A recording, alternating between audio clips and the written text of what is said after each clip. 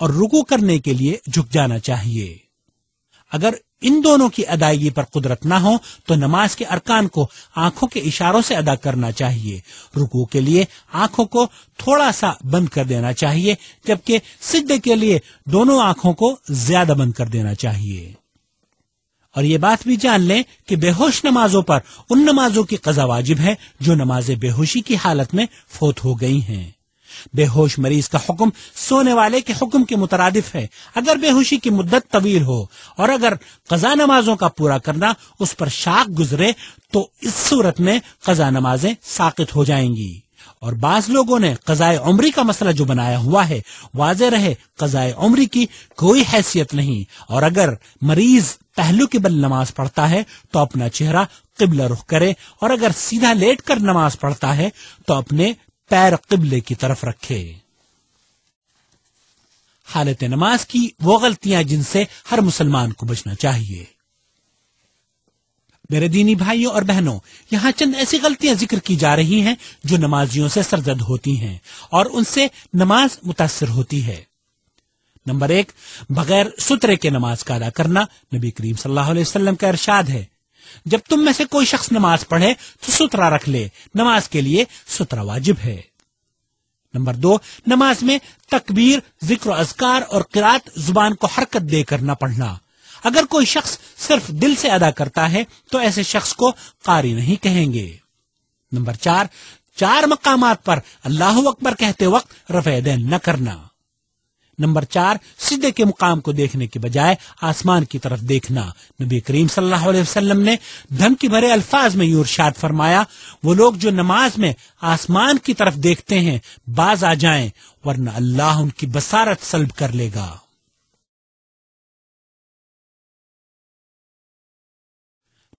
Number 5، دونوں ہاتھوں کو چھوڑ کر نماز پڑھنا۔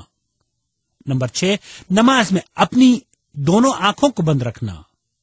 نمبر 7، بعض اعضائے سجود کو زمین پر نہ رکھنا، جیسے سجدہ کرتے وقت اپنے دونوں قدموں کو اٹھائے رکھنا یا ناک زمین سے مس نہ کرنا۔ نمبر 8، امام کے پیچھے بچوں اور ان افراد کا کھڑا ہونا جن میں عقل کی پختگی نہ آئی ہو، اور وہ مریض جو حرکت نہ کر سکتے ہوں، کیونکہ اگر امام نماز کے دوران کسی عذر شرعی کی بنا پر اپنی جگہ کسی کو آگے بڑھانے کا ارادہ کرے تو ایسا نہ کر پائے اور الجھن کا سما پیدا ہو۔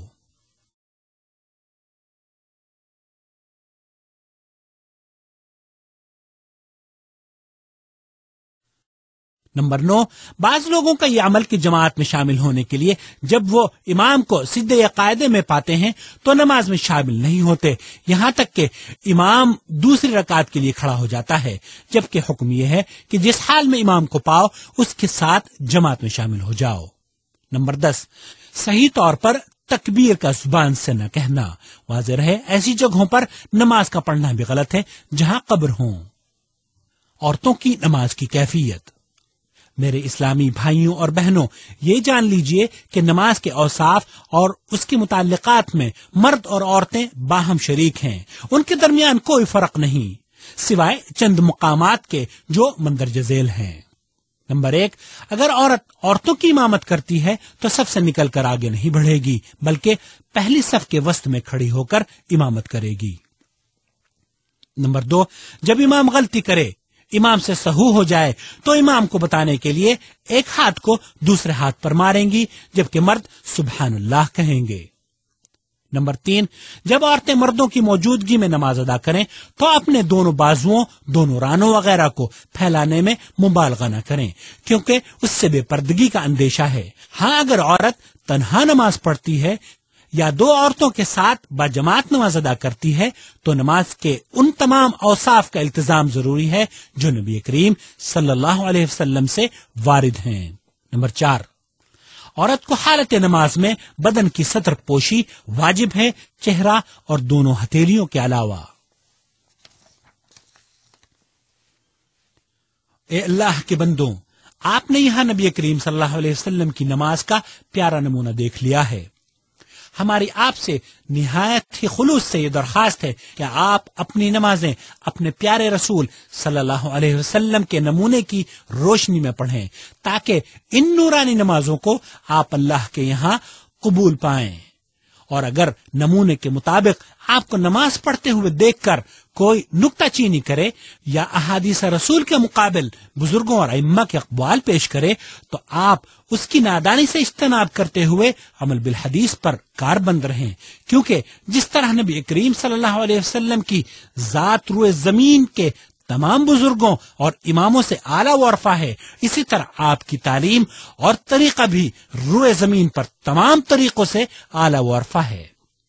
امام ابن قیم رحمۃ اللہ علیہ کے اس قول کو یاد رکھیں، نماز روزی کا باعث ہے، صحت کی محافظ ہے، تکالیف کو دور کرتی ہے، بیماریوں کو بھگاتی ہے، دل کو قوت عطا کرتی ہے، چہرے پر نور لاتی ہے، قوی کو مضبوط کرتی ہے، روح کو غذا فراہم کرتی ہے، قلب کو منور کرتی ہے، نعمت کی محافظ ہے، برکت لاتی ہے، شیطان کو دور بھگاتی ہے، رحمان سے قریب کرتی ہے۔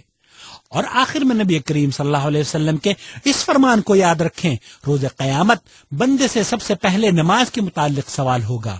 اگر یہ مرحلہ ٹھیک رہا تو دیگر اعمال صحیح رہیں گے، اور اگر نماز میں گڑبڑ ہوئی تو دیگر سارے اعمال خراب ہو جائیں گے۔ اے اللہ کے بندوں، ہمیں امید ہے کہ اس کیسٹ کا اختتام آپ کے لیے نئی زندگی کی ابتدا ہوگی، لہذا اب ویسے ہی نماز پڑھو جیسے نبی کریم صلی اللہ علیہ وسلم نے نماز ادا کی ہے۔ نماز اسی طرح پڑھو جس طرح مجھے پڑھتے ہوئے دیکھتے ہیں۔